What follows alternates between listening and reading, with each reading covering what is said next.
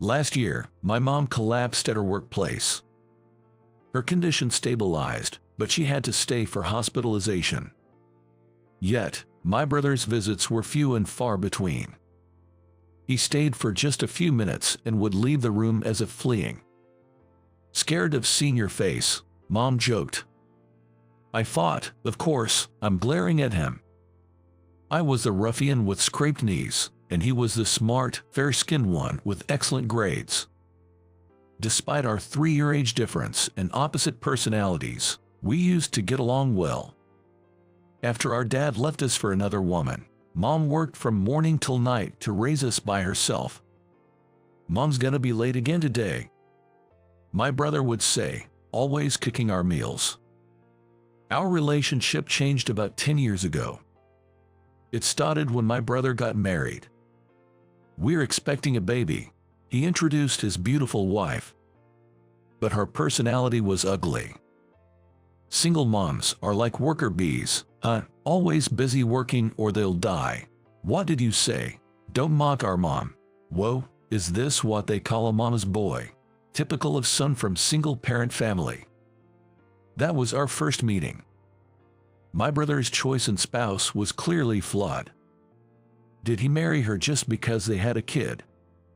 After they left, I asked Mom about her, but she only said, kids need their parents. Divorce wasn't an option since they had a child. Mom had probably settled on that conclusion. But that wife was clearly a mistake, I thought. My intuition was right. My sister-in-law always ridiculed single-parent families, boasting about her happily married family.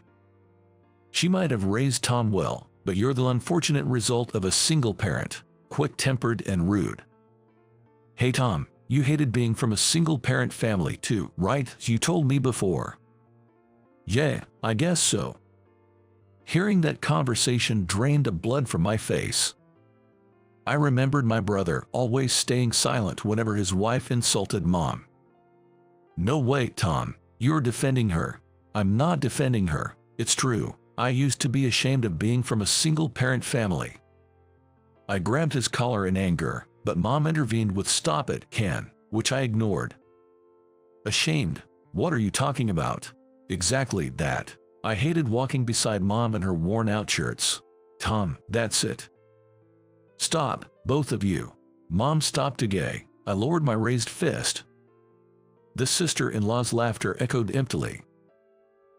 This is fun, Ken. Don't try to recruit Tom into your mama's boy club. Being from a single parent is such a nuisance. That day, I gave up on my brother. Get along with your brother. You're the only 2 siblings. Mom would say whenever she saw me. Even though she was so ridiculed, Mom still cared about him, which I found bitter. One day, I received a call from the hospital that Mom was in a critical condition. I took leave and contacted my brother. That's troublesome. I'm going on a trip to Hawaii next week. I couldn't believe what I heard over the phone. What? A trip? I mean, there'll be a wake and a funeral to prepare for. It coincides with the travel dates. Are you serious? To my groan-like voice, my brother fell silent for a while. Looks like I can't cancel the trip. Mom might be dying. And he's choosing a vacation over that. Something inside me snapped. Fine then, go enjoy your trip. And don't worry, even if something happens, you won't be invited to the funeral. I yelled and hung up the phone. Fuming, I contacted the relatives. While at it, I spitefully told them to ignore my brother, as he was apparently going on a trip. When I returned home from visiting Mom, I saw a missed call from my brother on my phone. Probably got some snide remarks from the relatives and wanted to complain. Not in the mood to listen to him, I decided to vent. Hey, Tom, you know, you were ashamed of Mom wearing rags. If it weren't for your hospital bills, we could have lived better. Hospital, me. There's a photo in the album. You, lying in a bed I've never seen before. I asked Mom about it, and she said you suddenly collapsed at about 6 years old. Rushed to the hospital with a rare disease. My brother sounded like he was retracing his memory in disbelief. You had a rare disease, needed to be in a university hospital. Mom bowed her head to every relative, and still, the money wasn't enough. She worked herself nearly to breaking. I was taken care of by relatives back then and knew about this from them. Even when she was told to dress better, she said if there was spare money, she'd rather use it for us. Sounds just like Mom. It seemed like my brother had forgotten all about the hospitalization and the illness. Mom had told me not to talk about it, saying, "It's better not to have painful memories," but I didn't care about my brother now. So, in a subdued voice, "Do you still have that photo?" His question took me by surprise. The photo was in Mom's room, so I sent him a picture of it. Little did I know what would happen the next day. On my way to the hospital the next morning, my phone vibrated. Answering without looking, I heard, "Hey, what did you tell Tom?" It was my sister-in-law. She was in panic and irritated, differing from her usual smug tone. Canceling the trip at the last minute, seriously. I was shocked too. Piecing together her rant, it seemed Tom decided not to go on the trip that morning. Who's gonna drive the rental car now? Guess that's a cancellation then. This situation escalated into her one-sided yelling, but Tom had already left somewhere. "You must have said something, you mama's boy." "Ah, yes, the mama's boy has an important visit to her hospital, so I'll be handing up this pointless call." I retorted politely and turned off the phone. What awaited me in the hospital room was more shocking than the call from my sister-in-law. "Tom, what are you doing?" Sobbing and sniffling, my brother was prostrating on the cold floor of the hospital room. Good thing it was a private room. After a while, he calmed down and started explaining. It seems the photo I sent jogged his memory. Realizing my story wasn't a lie, he remembered how horribly he treated Mom. And he came to apologize. You think apologizing now clears everything? That's wishful thinking. But it's my right to make amends.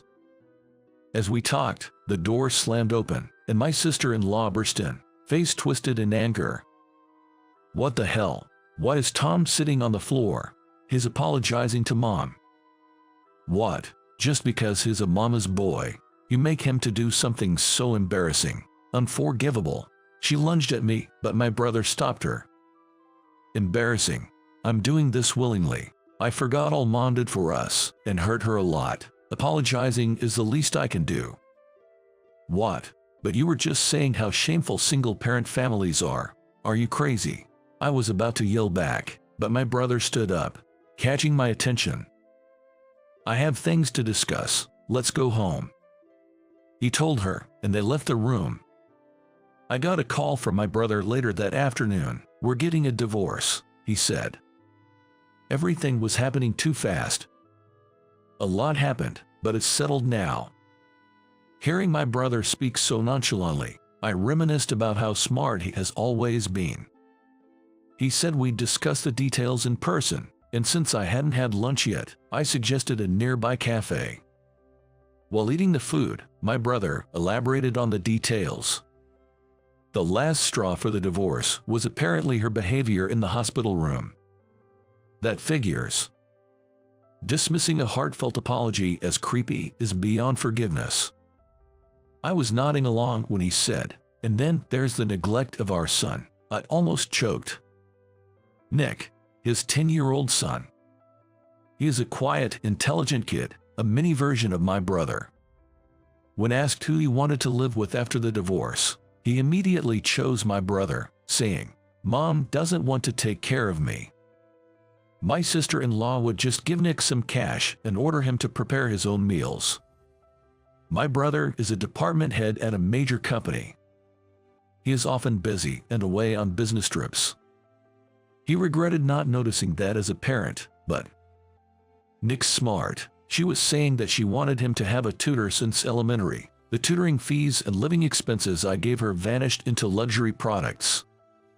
She even threatened Nick not to tell, or she'd get angry. A little digging revealed she had debts from consumer loans. The money for living and tutoring wasn't enough, it seems.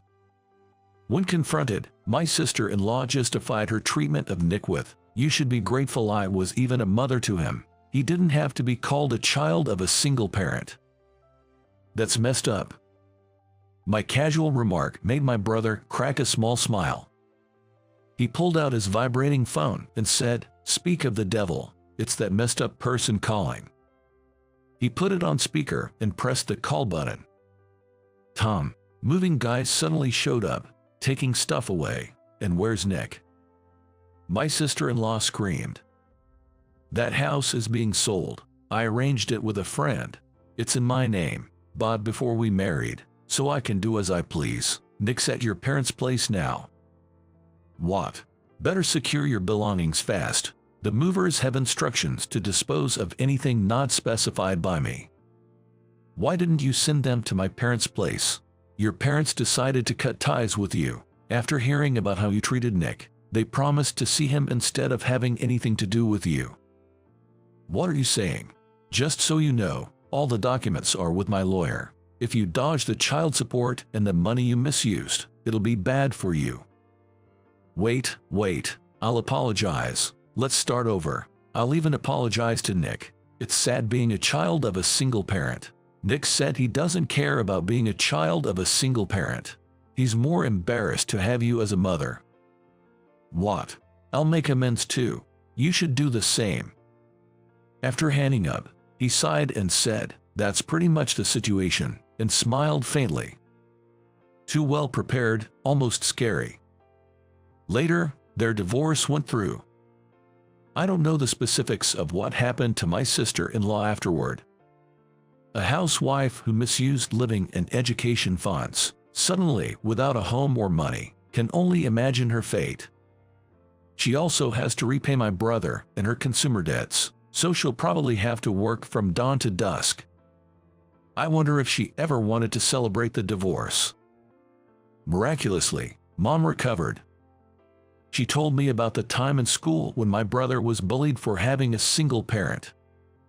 Seeing Mom in worn-out clothes and being mocked by classmates must have hurt him. Mom regretted not paying more attention to her appearance.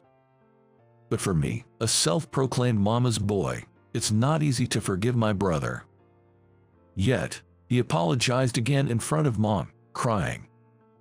The relatives know about his past behavior, so will face their stern looks. He has to mend the relationship with his son as a father.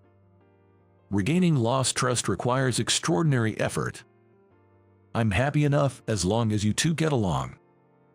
Mom laughs, and I think I should help my brother out once in a while.